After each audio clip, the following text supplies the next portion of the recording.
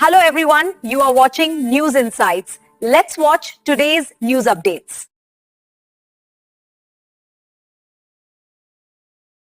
ಎಲ್ಲ ಹಿರಿಯ ನಾಯಕರೇ, ಮಾಧ್ಯಮದ ಬಂಧುಗಳೇ,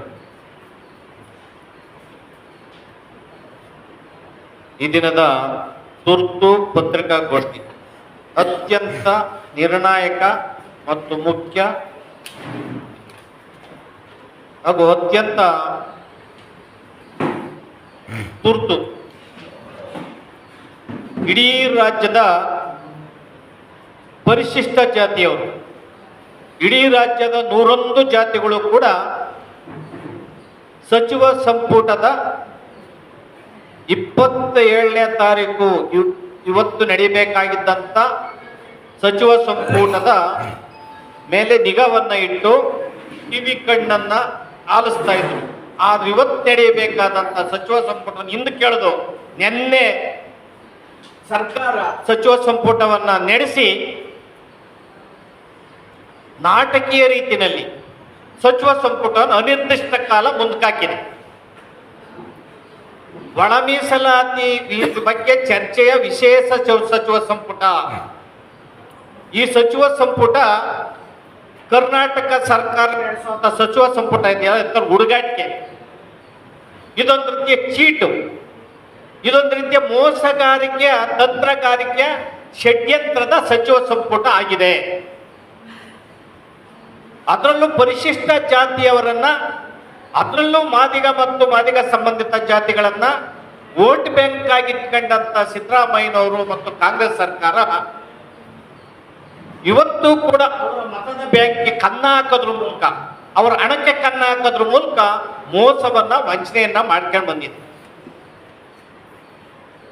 ನಾನು ಮೊದಲನೇದಾಗಿ ತಮ್ಮಲ್ಲಿ ಅತ್ಯಂತ ವಿನೀತ ಮನವಿ ಮಾಡೋದು, ಇಡೀ ರಾಜ್ಯದ ಅಥವಾ ದೇಶದ ನಾಗರಿಕರಲ್ಲಿ ಒಬ್ಬ ಸಮಾಜದ ಗುರುಗಳು, ಹಿರಿಯೂರು ಮೂಲ ಮಠದ ಆದಿಜಾಂಬುವ ಮಠದ ಷಡಕ್ಷರಿ ಮುನಿಗಳು 350 ಕಿಲೋಮೀಟರ್ ಹರಿಹರದಿಂದ ಬಿ ಕೃಷ್ಣಪ್ಪರವರ ಸ್ಮಾರಕದಿಂದ, ಸಮಾಧಿಯಿಂದ ಬೆಂಗಳೂರಿಗೆ ಜಾಥಾ ಬಂದು ಉರಿ ಬಿಸಿಲಿನಲ್ಲಿ ಹುಷಾರಿಲ್ಲದ್ರು ಕೂಡ ನೆಡ್ಕೊಂಬಂದು ಕಾಲು ಮೈಕೈ ನೋವಿಂದ ಆಸ್ಪತ್ರೆಗೆ ಅಡ್ಮಿಟ್ ಆಗಿ ಬಂದಂತ ಸ್ವಾಮೀಜಿಗಳನ್ನ ನೆಲಮಂಗಲದ ತಾವ ರಸ್ತೆಯಲ್ಲಿ ನೂರಾರು ಪೊಲೀಸ್ನವರು ಹಿಡಿದು ಎಳೆದಾಡಿ ಬಟ್ಟೆಗಳನ್ನ ಜಗ್ಗಿ, ಅವರನ್ನ ಜಗ್ಗಿ ಎಳೆದು ಬಂಧನ ಮಾಡಿರೋದನ್ನ ನಾವು ತೀವ್ರವಾಗಿ, ಉಗ್ರವಾಗಿ ಖಂಡಿಸ್ತಾ ಇದ್ದೇವೆ.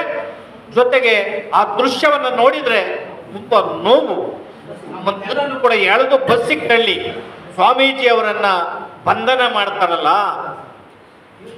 ಅವರು ಈ ಜನದ ನೋವನ್ನ ನುಡಿಸೋದಕ್ಕೋಸ್ಕರ, ಈ ಜನದ ಕಣ್ಣೀರು ಒಡಿಸೋಕ್ಕೋಸ್ಕರ ಅವರು ನಡೆದು ಬಂದ್ರೆ ಇಡೀ ಸಂವಿಧಾನಕ್ಕೆ ಅಪಚಾರವನ್ನ ಮಾಡಿ ಪ್ರಜಾಪ್ರಭುತ್ವ ಅಭಿವ್ಯಕ್ತಿ ಸ್ವಾತಂತ್ರ್ಯ ಹರಣವನ್ನ ಮಾಡಿ ಸ್ವಾಮೀಜಿಯವರು ಬಂಧನ ಮಾಡ್ತೀರಿ. ನೀವು ಬೇರೆ ಸ್ವಾಮೀಜಿಯವರನ್ನ, ಲಿಂಗಾಯತ ಸ್ವಾಮೀಜಿಗಳು ಅಥವಾ ಒಕ್ಕಲಿಗ ಸಮಾಜದ ಸ್ವಾಮೀಜಿಗಳು ನಿಂಗೆ ಬಂಧನ ಮಾಡಿ ಜೀರ್ಣಿಸ್ಕೊಳಕ್ ಆಗತ್ತೇನ್ರಿ ಸಿದ್ದರಾಮಯ್ಯನವರೇ? ಒಬ್ಬ ಕೆಳವರ್ಗದ ಸ್ವಾಮೀಜಿಗಳು ಅಂತ ಹೇಳಿ ಒಬ್ಬ ಈ ದೇಶದ ಹಿರಿಯ ಗುರುಗಳನ್ನ ನೀವು ಎಳೆದಾಡಿ ಬಡ್ಡಿಯನ್ನ ಜಗ್ಗಿ ಅವರನ್ನೊಬ್ಬ ಅಪರಾಧಿ, ದರೋಡೆಕಾರ, ಕಳ್ಳನ ರೀತಿಯಲ್ಲಿ ಎಳೆದು ಬಸ್ಗೆ ತಳ್ತಿರಲ್ಲ, ನಾಚಿಕೆ ಆಗಲ್ವಾ ನಿಮ್ಗೆ? ಇದು ನೋವು. ಅದನ್ನ ನೋಡಿದಂತಹ ನಾಗರಿಕರು ಆ ಸಮಾಜದ ಭಾವನಾತ್ಮಕ ಸಂಬಂಧಗಳಿಗೆ ಸಿಡಿಲು ಬಡಿದಿದೆ. ಇದನ್ನ ಮತ್ತೇದಾಗಿ ಇವತ್ತು ಸಭೆಯಲ್ಲಿ ಖಂಡನೆಯನ್ನ ಮಾಡಿದ್ದೇವೆ. ಎರಡನೇದಾಗಿ ಏನು ಸಚಿವ ಸಂಪುಟ ಮುಂದೂಡಿದಿರಲ್ಲ, ಈ ಸಚಿವ ಸಂಪುಟ ನೀತಿ ಸಂಹಿತೆ, ಒಳ ಮೀಸಲಾತಿಗೂ ನೀತಿಗೂ ಸಂಹಿತೆಗೂ ಸಂಬಂಧ ಏನ್ರಿ? ಈಗಾಗಲೇ ವಿಧೇಯಕ ಆಗಿದೆ, ರಾಜ್ಯಪಾಲರ ಅಂಕಿತ ಆಗಿದೆ, ಉಭಯ ಸದನಗಳ ತೀರ್ಮಾನ ಆಗಿದೆ. ಅಥವಾ ನೀತಿ ಸಂಹಿತೆ ಜಾರಿ ಆದರೂ ಕೂಡ ಸಚಿವ ಸಂಪುಟನ ನಡೆಸಬಹುದು, ನಡೆಸಿದ ಸಂಪ್ರದಾಯಗಳಿದೆ. ಮತ್ತೆ ಈಗಾಗಲೇ ನೀವು ಸುತ್ತೋಲೆಯನ್ನು ಒಡೆಸಿದ್ದೀರಿ. ಹೊಸ ಉದ್ಯೋಗ ನೇಮಕಾತಿ ಏನಲ್ಲ, ಇರೋ ಉದ್ಯೋಗಗಳಲ್ಲಿ ನೀವು ಮೀಸಲಾತಿಯನ್ನು ಅಳವಡಿಸಿ ಅಂತ ಅಷ್ಟೇ ಇರೋ ಸಬ್ಜೆಕ್ಟ್. ನೀವು ನೀತಿ ಸಂಹಿತೆಯನ್ನು ತಳುಕಾಕಿ ಸಚಿವ ಸಂಪುಟವನ್ನ ಮುಂದಕ್ಕೆ ಹಾಕೋದಿದೆಯಲ್ಲ, ಇದು ಮೋಸ ಮಾಡುವಂಥದ್ದು, ವಂಚನೆ ಮಾಡುವಂಥದ್ದು. ಮತ್ತೆ ಉಪಚುನಾವಣೆ ದಾವಣಗೆರೆ ಬಾಗಲಕೋಟೆಯಲ್ಲಿ ನಡೀತದಲ್ಲ, ಮತ ಬ್ಯಾಂಕ್ ಅನ್ನ ಬಳಸ್ಕೊಳ್ಳೋ ಅಂತ ತಂತ್ರಗಾರಿಕೆಯನ್ನ ಮಾತನ್ನ ಈ ಸಂದರ್ಭದಲ್ಲಿ ಹೇಳೋದ್ರ ಮೂಲಕ ನೀವು ಚುನಾವಣೆಗೆ ಈ ಮತಗಳನ್ನ ದರೋಡೆಯನ್ನ ಮಾಡಿ ಸಿದ್ದರಾಮಯ್ಯನವರೇ ಎಷ್ಟು ವರ್ಷಗಳು ಕೂಡ ಇದೇ ರೀತಿಯಲ್ಲಿ ವಂಚನೆ ಮಾಡ್ಕೊಂಡು ಚುನಾವಣೆಯಲ್ಲಿ ಗೆದ್ಕೊಂಡು ಇನ್ನೆಷ್ಟು ದಿನ ಮುಖ್ಯಮಂತ್ರಿಗಳಾಗಿ ಹೋಗ್ತೀರಿ ನೀವು? ಪರಿಶಿಷ್ಟ ಜಾತಿಯವರು ಮುಖ್ಯಮಂತ್ರಿ ಹೋಗಿದ್ದನ್ನ ತಡೆದು ನೀವು 2 ಅವಧಿಯಲ್ಲಿ ಮುಖ್ಯಮಂತ್ರಿ ಆದ್ರಿ. ಈಗ ಒಳ ಮೀಸಲಾತಿಗಳನ್ನ ವಂಚಿಸಿ ಇವರಲ್ಲಿ ಜಗಳವನ್ನ ತಂದಿಟ್ಟು ಬೆಂಕಿಯನ್ನ ಹಾಕಿ ಸಮಾಜಕ್ಕೆ ಮುಂದೂಡೋದ್ರ ಮೂಲಕ ಡಿಲೇ ಟ್ಯಾಕ್ಟಿಸ್ ಮಾಡಿ, ವಿಳಂಬ ನೀತಿಯನ್ನ ಮಾಡಿ, ನ್ಯಾಯವನ್ನ ಮುಂದೂಡಿ, ಒಳ ಮೀಸಲಾತಿ ಜನರಲ್ಲಿ ಬೆಂಕಿ ಕಿಚ್ಚನ್ನ ಹಚ್ಚಿ ನೀವು ಮಾಡೋದಿದೆಯಲ್ಲ, ಇದು ಅದಕ್ಕೆ ಸಭೆ ನಿರ್ಣಯನ ಮಾಡಿದ್ದೇವೆ. ದಾವಣಗೆರೆ ಬಾಗಲಕೋಟೆಯ ಉಪ ಚುನಾವಣೆಯಲ್ಲಿ ನಿಮ್ಮ ಕಾಂಗ್ರೆಸ್ ಪಕ್ಷವನ್ನ ಅದ್ ಹೆಂಗ್ ಗೆಲ್ಲಿಸ್ತಿರೋ ಗೆಲ್ದ್ರಿ, ಸೋಲಿಸ್ತೀವಿ ಅನ್ನೋದನ್ನ ನಿಮ್ಮನ್ನ ಪಕ್ಷದಲ್ಲಿ ಸೋಲ್ಸಕ್ಕೋಸ್ಕರ ನಿರ್ಣಯವನ್ನ ಪಾಸ್ ಮಾಡಿದ್ದೇವೆ.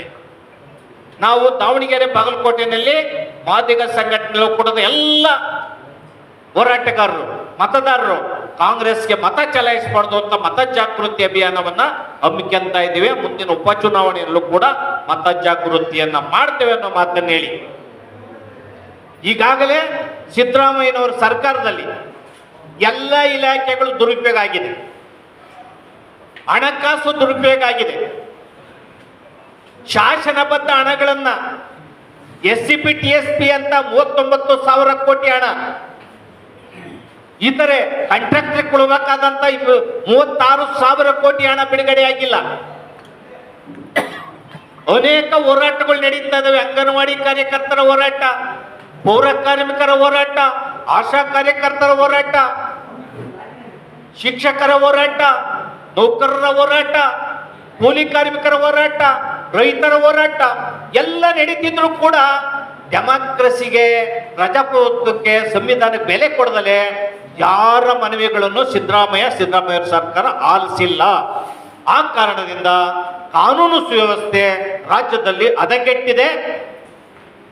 ಆದ್ದರಿಂದ ರಾಷ್ಟ್ರಪತಿ ಆಡಳಿತವನ್ನ ರಾಜ್ಯಕ್ಕೆ ತರಬೇಕು ಅಂತ ಹೇಳಿ ಸಿದ್ದರಾಮಯ್ಯ ಸರ್ಕಾರ ಕೂಡಲೇ ವಜಾ ಮಾಡಬೇಕು, ಸಿದ್ದರಾಮಯ್ಯ ಸರ್ಕಾರನ ಕೇಂದ್ರ ಸರ್ಕಾರ ಕೂಡಲೇ ವಜಾ ಮಾಡಬೇಕು ಅಂತ ಆಗ್ರಹವನ್ನು ಮಾಡೋದ್ರ ಮೂಲಕ ಸಿದ್ದರಾಮಯ್ಯನವರು ತತ್ಕ್ಷಣ ರಾಜೀನಾಮೆಯನ್ನು ಕೊಡಬೇಕು ಅಂತ ಹೇಳಿ ಒತ್ತಾಯವನ್ನು ಮಾಡ್ತಾ ಇದ್ದೇವೆ. ಅನೇಕ ತೀರ್ಪುಗಳು ಬಂದಿದ್ದಾವೆ ಕೋರ್ಟ್ನಿಂದ. 7 ಜನ ನ್ಯಾಯಾಧೀಶರ ಸಂವಿಧಾನದ ಪೀಠದ ತೀರ್ಪುಗಳು, ಹೈಕೋರ್ಟಿನ ತೀರ್ಪುಗಳು, ಸುಪ್ರೀಂ ಕೋರ್ಟ್ನ ತೀರ್ಪುಗಳು, ಎಲ್ಲ ತೀರ್ಪುಗಳನ್ನ ಸಿದ್ದರಾಮಯ್ಯನವರ ಸರ್ಕಾರ ಕಡೆಗಣಿಸಿದೆ. ಅದರಿಂದ ಕಂಟೆಂಪ್ಟ್ ಕೋರ್ಟ್ ಅಲ್ಲಿ ಇದೆ ಸಿದ್ದರಾಮಯ್ಯನವರ ಸರ್ಕಾರ, ಕಂಟೆಂಪ್ಟ್ ಕಾನ್ಸ್ಟಿಟ್ಯೂಷನ್ ಇದೆ ಸಿದ್ದರಾಮಯ್ಯ ಸರ್ಕಾರ. ಸಂವಿಧಾನ ಬಾಹಿರವಾಗಿ ಸಿದ್ದರಾಮಯ್ಯನ ಸರ್ಕಾರ ನಡೀತಾ ಇದೆ. ಯಾವುದೇ ಕೋರ್ಟಿನ ಆಜ್ಞೆಗೆ ಬೆಲೆ ಕೊಡ್ತಾ ಇಲ್ಲ, ಯಾವುದೇ ಆಯೋಗದ ವರದಿಗಳಿಗೆ ಬೆಲೆಯನ್ನು ಕೊಡ್ತಾ ಇಲ್ಲ. ಆದ್ದರಿಂದ ಸಿದ್ದರಾಮಯ್ಯನವರ ಸರ್ಕಾರ ನಿರಂಕುಶ ಆಡಳಿತ, ಸರ್ವಾಧಿಕಾರದ ಧೋರಣೆ, ಸುಪ್ರೀಂ ಕೋರ್ಟಿನ ವಿರೋಧಿ ಧೋರಣೆ. ಆದ್ರಿಂದ ಸಿದ್ದರಾಮಯ್ಯನವರು ಕ್ಷಣ ಅಧಿಕಾರದಲ್ಲಿ ಮುಂದುವರಿಯೋದಕ್ಕೆ ಸಾಧ್ಯ ಇಲ್ಲ. ಮತ್ತೆ ಏನು SCP STP SC SP TSP ಕಾಯ್ದೆ ತಂದ್ರು, ಆ ಕಾಯ್ದೆ ಹಣವನ್ನ 39,000 ಕೋಟಿ ದುರುಪಯೋಗ ಮಾಡ್ಕೊಂಡಿದ್ದಾರಲ್ಲ, ಆ ಕಾಯ್ದೆಯಲ್ಲಿ ಹಣವನ್ನ ದುರ್ಬಳಕೆ ಆದ್ರೆ ಜೈಲಿಗೆ ಹೋಗ್ಬೇಕು. ಆದ್ದರಿಂದ ಸಿದ್ದರಾಮಯ್ಯನವರು ಜೈಲಿಗೆ ಹೋಗ್ತೀರಾ ಅಥವಾ ಅಧಿಕಾರಿಗಳು ಜೈಲಿಗೆ ಹೋಗ್ತೀರಾ ಅನ್ನೋದನ್ನ ನೀವು ತೀರ್ಮಾನ ಮಾಡಿ. ಕಾಯ್ದೆ ಪ್ರಕಾರ ಕಾಯ್ದೆಯಲ್ಲಿ ಅದರಲ್ಲಿ ಇರ್ತಕ್ಕಂಥ ಕ್ಲಾಸ್ ನೀವೇ ರದ್ದು ಮಾಡ್ತೀರಿ, ನೀವೇ ದುರುಪಯೋಗ ಹಣ ಮಾಡ್ತೀರಿ. ಹಣ ದುರುಪಯೋಗ ಮಾಡೋದ್ರಿಂದ ನೀವು ಫೈನಾನ್ಷಿಯಲಿ ನೀವು ಸರ್ಕಾರ ಕರಪ್ಟ್ ಆಗಿದೆ. ಮತ್ತೆ ಕಾಯ್ದೆಯಲ್ಲಿ ಮತ್ತೆ ಸಂವಿಧಾನಾತ್ಮಕ ಸಂವಿಧಾನಾತ್ಮಕವಾಗಿ ಬಳಸಿದಂತ ಹಣವನ್ನ ನೀವು ಯಾವುದೇ ಸಂವಿಧಾನದ ಅಡಿಯಲ್ಲಿ ನೀವು ಬಳಸ್ತಾನೆ ಬೇರೆ ಬೇರೆ ಇದಕ್ಕೆ ಇವರ ಪರವಾಗಿ ನಾವು ಹೋರಾಟವನ್ನ ಮಾಡ್ತಾ ಇಲ್ಲ.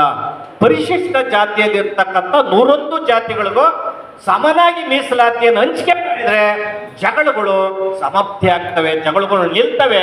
ಈ ಸಮಾಜವನ್ನು ಒಡೆದಾಕ್ ಮಾಡಿ ಬಾಬಾ ಸಾಹೇಬ್ ಅಂಬೇಡ್ಕರ್ಗೆ ಸಂವಿಧಾನಕ್ಕೆ ಒಪ್ಪಂದ ಮಾಡಿ ಬಾಬಾ ಸಾಹೇಬರು ಈ ಸಮಾಜವನ್ನು ಸಮಷ್ಟಿಯಾಗಿ ಕಟ್ಟಿದ್ರು.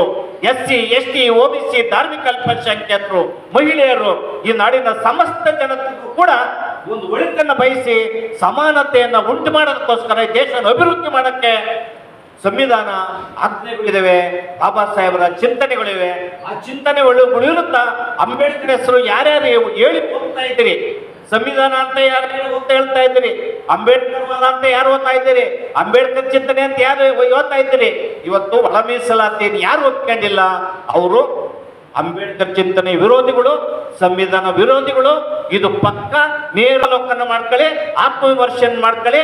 ನಾವು ಯಾರು ಜಾತಿವಾದಿಗಳಲ್ಲ, ನಾವೆಲ್ಲರೂ ಕೂಡ ಈ ಸಮಾಜದ, ಈ ನಾಡಿನ ಮಕ್ಕಳು ಎಲ್ಲರನ್ನೂ ಪ್ರೀತಿಸ್ತೀವಿ, ಎಲ್ಲಾನು ಕೂಡ ಸಂವಿಧಾನದ ಆಜ್ಞೆಗಳನ್ನು ಒಪ್ಕೊಂತೀವಿ.